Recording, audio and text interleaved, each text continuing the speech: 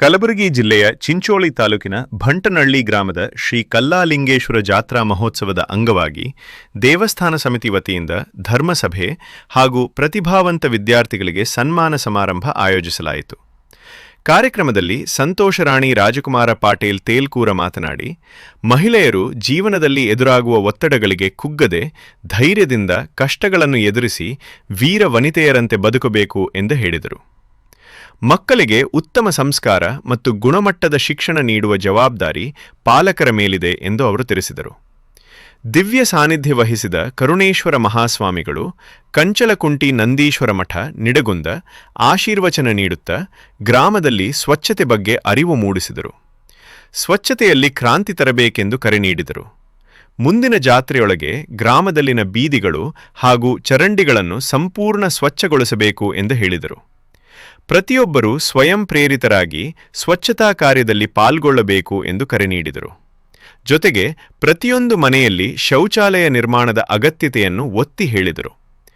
ಈ ಸಂದರ್ಭದಲ್ಲಿ ಸಿದ್ದಣ್ಣ ಬೇನಕೆಪಳ್ಳಿ, ರೇವಣಸಿದ್ದ ಯಲಂಖಾನಿ, ರಾಜಶೇಖರ ಶ್ರೀಗಿರಿ, ಪ್ರಕಾಶ ಗುತ್ತೆದಾರ, ನಾಗೇಂದ್ರಪ್ಪ ಸಾಂತನೂರ, ರವೀಂದ್ರ ಕರ್ಚಖೆಡ, ನಾಗಶೆಟ್ಟಿ ಸೇರಿದಂತೆ ಹಲವರು ಉಪಸ್ಥಿತರಿದ್ದರು.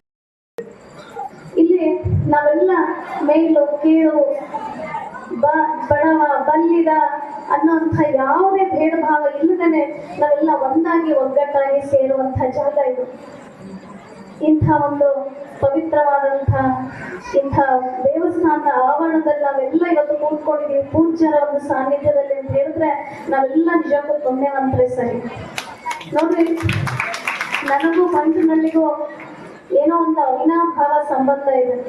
ಯಾಕಂತಂದ್ರೆ ಪ್ರತಿ ವರ್ಷ ಕರುಣೇಶ್ವರ ಅಪ್ಪಾಜಿ ಅವ್ರಿಗಿಂತ ನನಗೆ ಫೋನ್ ಬಂದಾಗ ನಾನು ತಿಳ್ಕೊಂಡ್ಬಿಡ್ತಿದ್ದೆ, ಇವಾಗ ಇಲ್ಲಿ ಬಂಟ್ನಳ್ಳಿನಲ್ಲಿ ಬಹುಶಃ ದೀಪೋತ್ಸವ ಕಾರ್ಯಕ್ರಮ ಇರ್ಬೋದು ಅಂತ.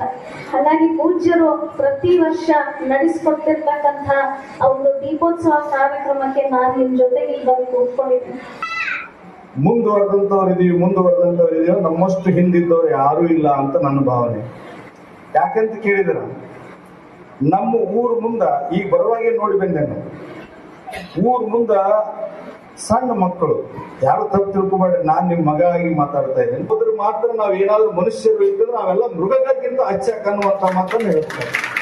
ಅದಕ್ಕೆ ಇಷ್ಟು ಅನಾಗರಿಕತೆ, ನಾವು ನಾಗರಿಕತೆ ಮುಂದುವರೆದಿವೇನ್ರಿ, ಅನಾಗರಿಕತೆ ನಮ್ಮಲ್ಲಿ ತುಂಬಿದೆ.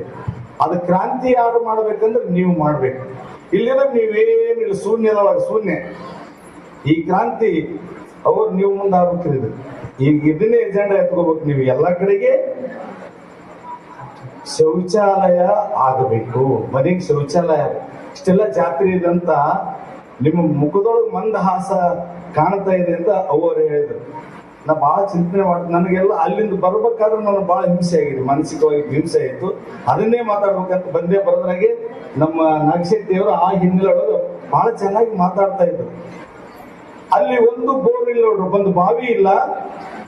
ಆ ಮೇಘಾಲಯದ ಒಂದು ಬಾವಿ ಇಲ್ಲ, ಇಡೀ ಆ ಇತಿಹಾಸದೊಳಗೆ ಒಂದು ಬಾವಿ ಇಲ್ಲ, ಒಂದು ಬೋರ್ ಇಲ್ಲ. ಮಳೆ ನೀರನ್ನೇ ಅಲ್ಲಿ. ಇಡೀ ನಮ್ಮ ಭಾರತ ದೇಶದಲ್ಲಿ ಹೆಚ್ಚು ಮಳೆ ಬೀಳ್ತಕ್ಕಂಥ ಪ್ರದೇಶ ಚಿರಾಪುಂಜಿ, ಅಲ್ಲೇ ಇದೆ. ಆ ಮಳೆ ನೀರಿನಿಂದನೇ ಅಲ್ಲಿ ಎಲ್ಲ ಬೆಳೀತಾರೆ. ತರಕಾರಿ, ಎಂತ ತರಕಾರಿ ಸ್ಪೆಷಲ್.